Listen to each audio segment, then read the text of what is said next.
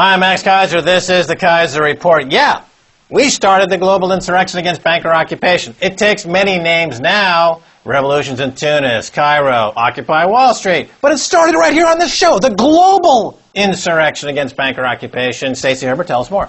Max, in fact, today is Occupy Keiser Report. I am occupying this set today. To occupy me, where are the handcuffs?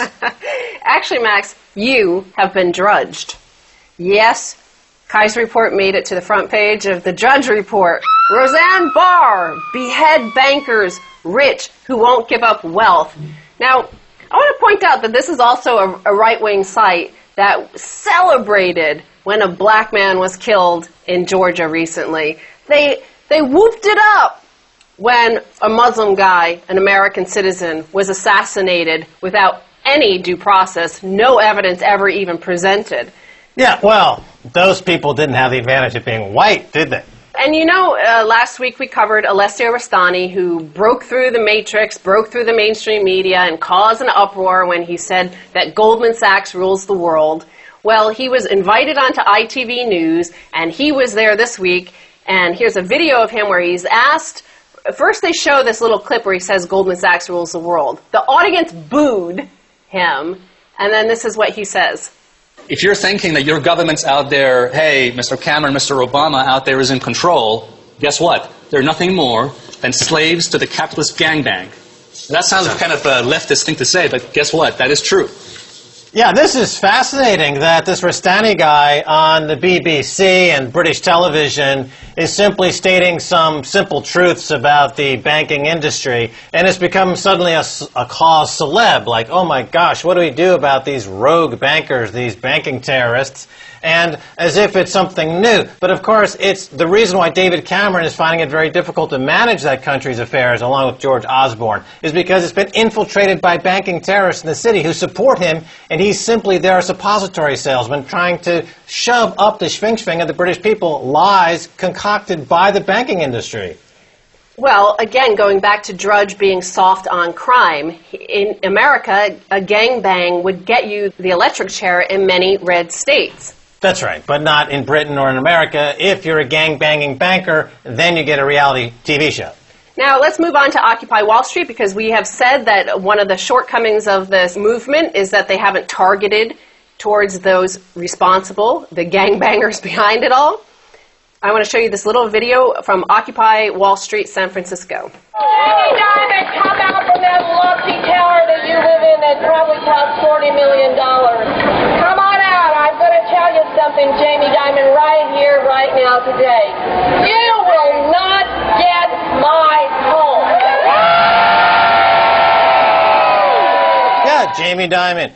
Well, I'd say the time is running out for Jamie Dimon. Well, the other thing is that she said all she's concerned about is that he doesn't take her house. But the fact is, he will take her house. They will get away with taking all of Americans' properties because they are protected. Now let's turn to this headline, JP Morgan Chase, NYPD, the way forward. So JP Morgan Chase recently donated an unprecedented $4.6 million to the New York City Police Foundation. The gift was the largest in the history of the foundation and will enable the New York City Police Department to strengthen security in the Big Apple. Well, he's just buying more leg breakers and head crackers to get down there and beat up protesters and children, isn't he? Well, okay, he's saying it's going to strengthen security in the Big Apple. The Big Apple is the financial center of the United States and therefore the world. Do you see, as this fourth quarter begins, Max, do you see more security in the financial system? Is there more stability in the financial system? Yes, well, they need more security in Wall Street, especially, let's take a firm like Goldman Sachs, for example. It now looks like they won't be paying their bankers any bonuses at all this year. So Lloyd Blankfein needs security from his own bankers. Well, but it also, there were many, I saw on Twitter all the bankers and brokers I follow, and they were saying, oh, all the conspiracy theories are going to start up, that Jamie Dimon and JP Morgan paying off the NYPD, it's a big conspiracy, blah, blah, blah. But remember, we covered Leah McGrath Goodman, who wrote The Asylum, the renegades who hijacked the world's oil markets, and she said in no uncertain terms, on the NYMEX, there is wide-scale drug dealing happening there, and that because they pay the New York City Police Department so much, they never ever look for drugs there. Of course not. That's another truism on Wall Street. New York Times wrote a story when I was working there in the 80s speculating that 98% of the people working on Wall Street were either trafficking or doing cocaine. That hasn't changed at all. But again, this mocking, this cynicism, this ridiculing by the likes of Drudge, by the likes of Bill Maher across the culture in America, where it's okay to assassinate a U.S. citizen because he's obviously a bad guy because the president doesn't like him, or that this is okay for J.P. Morgan, a private corporation, to pay your police department a huge sum of money, the largest in the history of New York. This is something that we saw in the Mubarak regime. That's right. Mubarak tried the same thing. Simply hired more leg breakers. It didn't really help in the end. No, but again, Max, this notion that there's some sort of exceptionalism and that we can, dance at the edge of tyranny and not ever, for some reason, because we're superior Americans, fall over into a corrupt system. Where's Madonna? Dancing on the edge of tyranny. That sounds like a dance hit if I ever heard one. So again, okay, here's J.P. Morgan, and we're told by all our fellow Americans, don't worry about them paying off the New York Police Department. Here's another headline regarding J.P. Morgan. The Anglo-American Precious Metals Derivatives Duopoly, Quarterly OCC Report. So this is from the U.S. Office of Currency Comptroller, and they've just issued their quarterly report on the derivatives exposure of U.S. banks and trusts. And lo and behold, the report shows that J.P. Morgan has about 80% of the gold derivatives. The other 20% is held by HSBC. Yeah, they manipulate that market. And it's been proven over and over and over again. And anytime they get into a court of law, they claim that it's for national security that they need to manipulate these markets. And meanwhile, capitalism and economics in America is crashing on the rocks and turning into a huge embarrassment for everyone who lives there. This is why many people are trying to get out. And again, bringing this back to J.P. Morgan and Occupy Wall Street and the cultural zeitgeist in America, Michael Moore famously said, we need to end capitalism as they're outside of Occupy Wall Street. But is this capitalism that one of the most important markets in the world, one of the most important currency markets in the world, gold, is controlled by two entities? 100% of all the derivatives are controlled by two entities. Yeah, well, and why do they control gold and silver? Why do they monopolize gold and silver? Why do they have all of the buys and the sells on these markets and manipulate these prices every single day? Because the axiomatic flip side of gold and silver is the U.S. dollar. And to have the U.S. dollar as world reserve currency, which is the foundation of the American Ponzi scheme, which gives America the right to charge rent from 6 billion humans on planet Earth as part of their soft empire, requires dollar fiat currency printing willy-nilly and for the price of gold and silver to remain oppressed. This is the true battle, because as the American empire collapses, due to their own stupidity, mind you, not because it's simply the time for them to go away, they're just shooting themselves in the head, gold and silver vigilantes are saying, okay, well, it's a new era, a new century, we got to take gold up to $5,000, $6,000, $7,000 an ounce and see who out there wants to compete, who wants to be a world leader. Not America. They've abdicated that position. They just want to rely on, pork rinds and cheap guns and Walmart, Burger King, whacking homeless people sloshing about on food stamps looking for some crack pipe. That's all they got. So who else can take over? Well, the report also notes that J.P. Morgan's derivatives outstanding now stands at a notional $78 trillion. $78 trillion. This is what J.P. Morgan has in derivatives. Yes. The total global GDP is approximately $50 trillion. So this one bank controls more derivatives than the entire globe's GDP. Why do they do that? They need that amount of firepower to keep prices manipulated. There are the prices you see quoted every day on CNBC. Those are the prices that J.P. Morgan and Goldman Sachs allow to be printed. Those are not derived from price discovery from free market buys and sells. Those are propaganda, American style. They print prices that they produce through American version of Pravda, CNBC. And from there, they take it straight down into the gutter.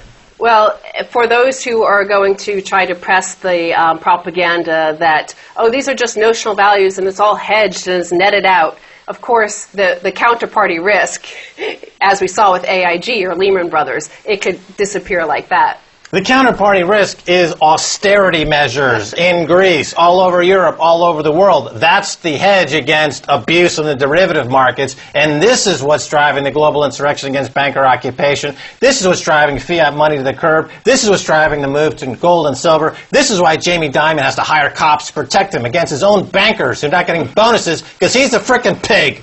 And then finally on this, so we're talking about these giant amounts of $78 trillion in derivatives that JP Morgan has, and that's just one of the banks. They're the biggest in terms of how much derivatives exposure they have. But it's very hard to get that through to the people out on Occupy Wall Street or Occupy America, all across America. They're more focused on little things because these numbers are just so big. Headline from the FT reads, "Why 14,000 billion no longer scares us." So this is Gillian Tett, and she's saying that money has basically gone virtual because there's so much of it. So our brains are no longer able to even compute these numbers. Or you could say that money has become completely plasticine and able to be shaped by propaganda meisters. And that's what we're talking about. In the old days, they used to shape the news, and they used to flood the news with lies and counterfeit the truth by counterfeiting lies and just lying 24 hours a day. This would create a new normal that people would have to adjust to, and that's the secret of propaganda from the old days. Now they just issue billions and billions of mispricing non-existing securities, and they use that ticker tape of lies, of propaganda, financial propaganda, to say oil's doing this, or the dollar's doing that, or the metals are doing something else, then drawing conclusions based on lies to legitimize their policies that at the end of the day only accomplish two things: make the top 1% richer and make everyone else suffer austerity. She notes one fascinating cultural twist of this money meaning nothing. She said that it deals with the funds that deal with ETFs handling gold have now installed webcams in their vaults to prove that these funds are backed by tangible bullion. Investors, it seems, want to watch those gold bars. They don't trust the idea of zeros flying about in cyberspace. That's a lie, too. Like you can't fake gold bars hitting the vault. Oh boy. All right, Stacy Herbert, thanks so much for being on the Keiser Report. Thank you, Max. Don't go away, much more coming away, so stay right there.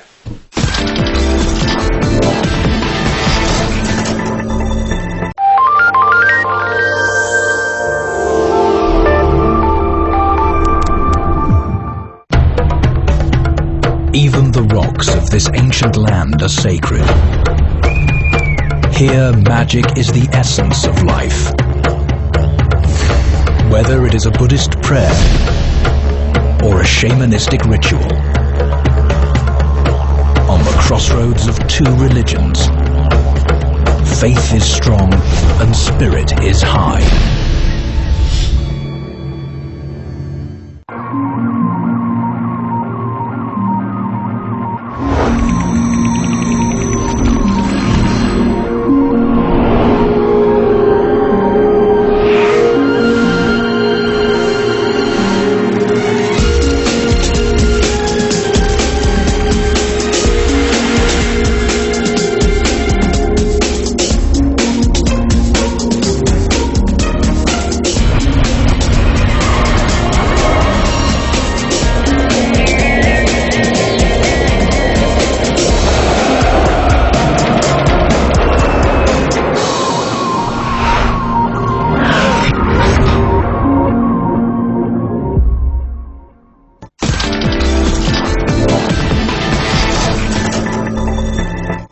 Welcome back to the Keiser Report. I'm Max Keiser. What a treat.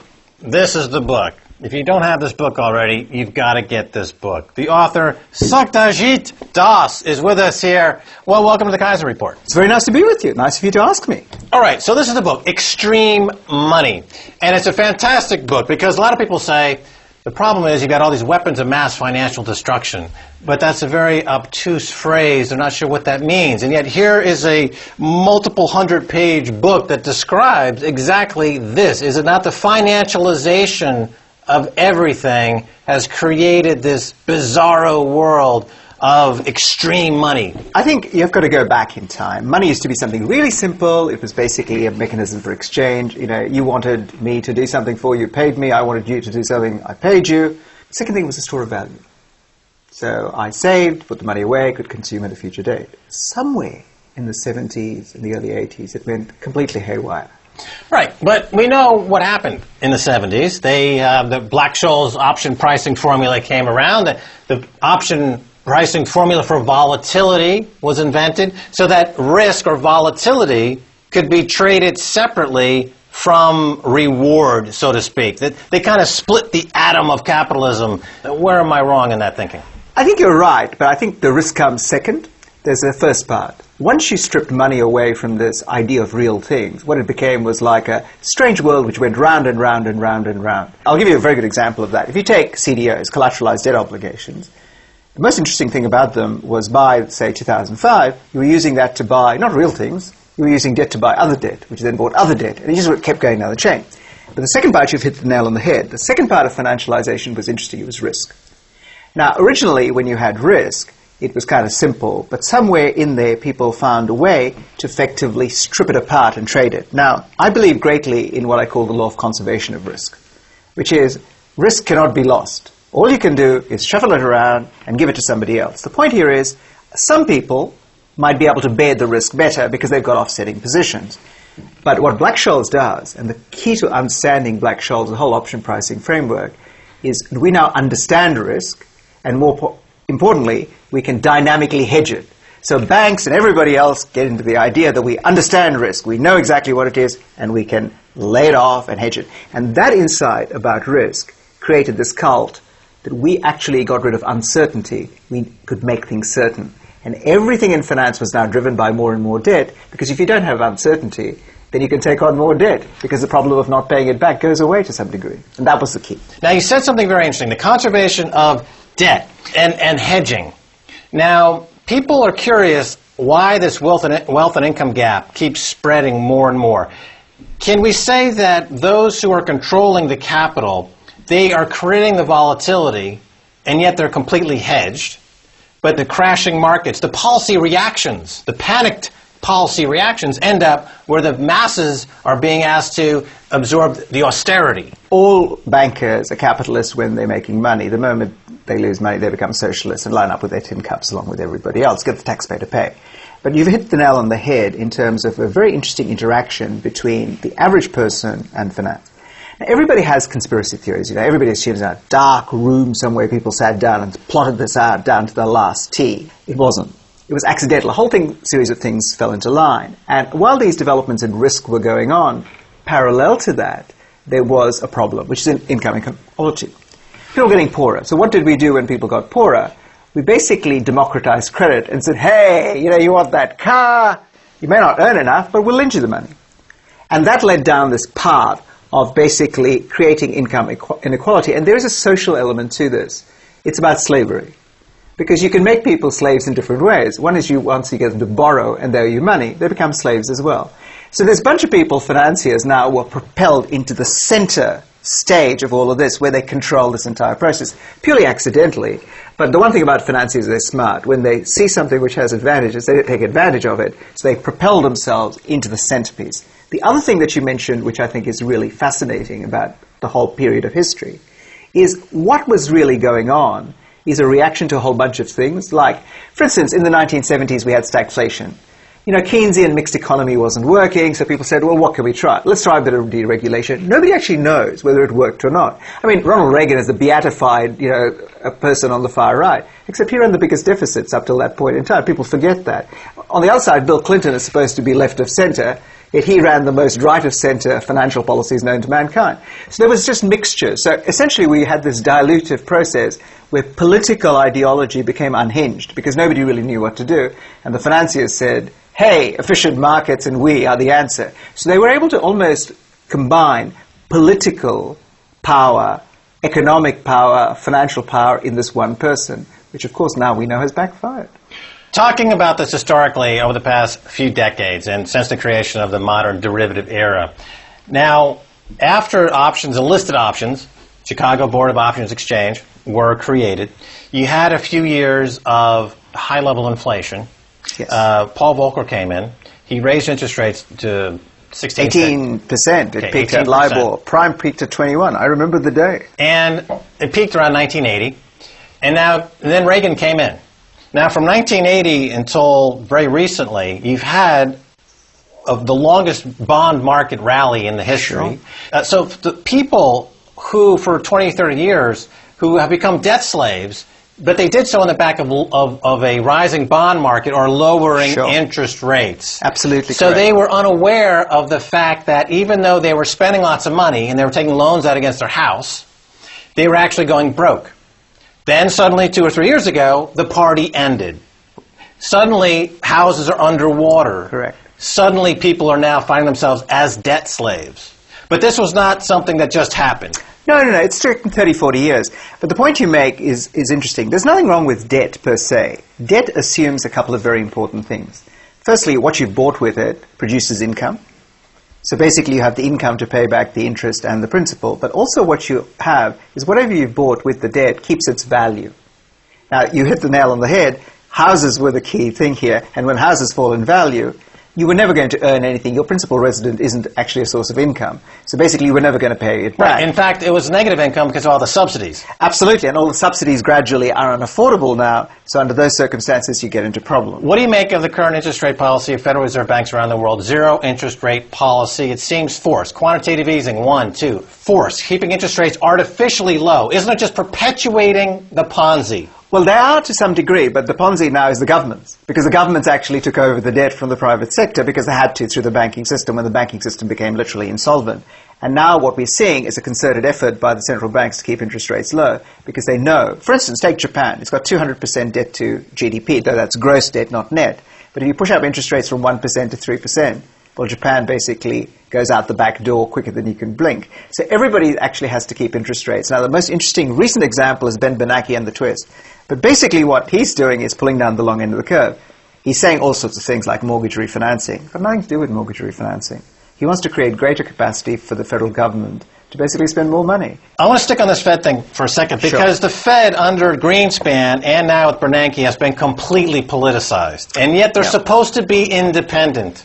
Occupy Wall Street is now beginning to be protest against the Fed. First they realize, you know what, it's not politics, it's the bankers. And then they realize, you know who's behind the bankers? It's the Fed bankers.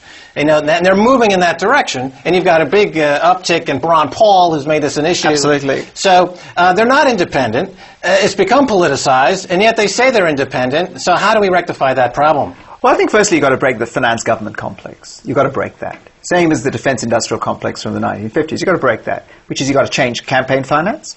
You've got to basically look at the banks and make sure the banks can't influence politicians in the way they do. You've got to cut out all the lobbying, the heavily financed lobbying, which actually weakens all the legislation. And the other thing is, I'm not sure that you want an entirely independent Federal Reserve Board anyway, but you want one which makes decisions purely on the economics of the case, not on the politics of the case. And the crucial thing was Greenspan. You're absolutely correct. Because Greenspan, more than anybody, politicized the process. Because he was basically, at the end of the day, a political person, because he was a very poor economist. Everybody agrees that he was a very poor economist. And he basically knew how to keep the bankers happy. His constituency was always the bankers. From 87 onwards, every time the banks had a problem, he cut interest rates, he flooded the system with money. And that created this huge debt burden to a large degree. So you can't get off that. But I think you've got to break that nexus. I agree with that. The interesting thing, I was thinking of the Wall Street protests. Perhaps Rick Perry would like to go down there and join them. Because remember, he was the one railing about the fact that the Fed was basically should be tried for treason. Bernanke should be tried for treason. So perhaps he should lead the charge on that regard. Well, there has been a lot of chatter along those lines. Is there a role for a Federal Reserve Bank? It's a relatively, in America, of course, it was started as a way to get away from the Bank of England. Ben Franklin made this case. You know, one of the reasons we started America was to get rid of the Bank of England, to get away from them. And it was created by Germans, strangely enough, by Paul Warburg. And when they introduced it in 1913, they brought in the income tax. That's right. Okay, so now, is there a case for a Federal Reserve Bank at all? I suspect you would need it because in modern monetary economics, you cannot get away from a central bank. Somebody has to print money, somebody has to control the money supply, somebody has to control the debt issues. But if you look at a state like North Dakota in America, the state owns the bank, They have a very tight control on the money supply, and they didn't have any of these banking problems. Which is going back to Hayek and basically saying you have a rule-based system where you're basically saying, look, there's a series of rules, you just follow the rules. In which case it's a mechanical process. You need a mechanical process of doing that rather than a bank itself, because there's no decision-making. So you're going to a Hayek solution to some degree. And that's possible. Okay, that's so possible. the bank becomes basically a utility. Now, the argument against it is that, well, with these investment banks and they have so much money floating through the system, you're feeding the entrepreneurial economy, you're feeding NASDAQ, you're feeding the loans, you're feeding risk-taking. So there's the give and take right there. However, what we're saying, is there a way to get out of this conundrum that the Fed finds itself in? They've got more debt on their books than they can possibly grow their way out of. They're going to have to do something radical. Is there any solution that's going to be less than a radical, very painful solution? No. The answer is no. Otherwise, you lock yourself into a Japan-like solution of 20 years of nothing, where you basically try to grind out, and Japan still can't get out the other side, simply because there is no answer through debt deflation under those circumstances, because that's what they've locked themselves into. To break the nexus in some way, I mean, there are other solutions as well, which are equally radical. Why don't you withdraw all the money supply completely and replace it with notes which have to be spent within 2 years? Right. So you have a time value on your notes. Correct. Right. So you, which under an internet-based, technology-driven society, It's very easy to do. So you contact Groupon, and I have a question for you. Why with Groupon? Yep. Of course, people are crazy about getting group discounts on sushi yeah. or nail polishing. But if you tell them, you know what, we're going to create a nationwide Groupon and get a discount on healthcare, they say, no, that's socialism. Well, basically, nail care and socialism don't go together as healthcare and socialism do. I've never understood the American psyche. I mean, I have completely rational friends who, the moment we raise the issue of healthcare, accuse me of being a communist. Right, without strange. any discussion. Without any discussion. And I never really understand that sort of jump in the logic. So it's a bit like that. Groupon is exactly the same. As you say, it's a form of socialism to some degree. Das, thanks so much for being on the Keiser Report. Nice to be with you. All right, and that's going to do it for this edition of the Keiser Report with me, Max Keiser, and Stacy Herbert. If you want to buy this book, I suggest you do so by our good buddy Das. If you want to send me an email, please do so at keiserreport@rttv.ru. Until next time, this is Max Keiser saying bye, y'all.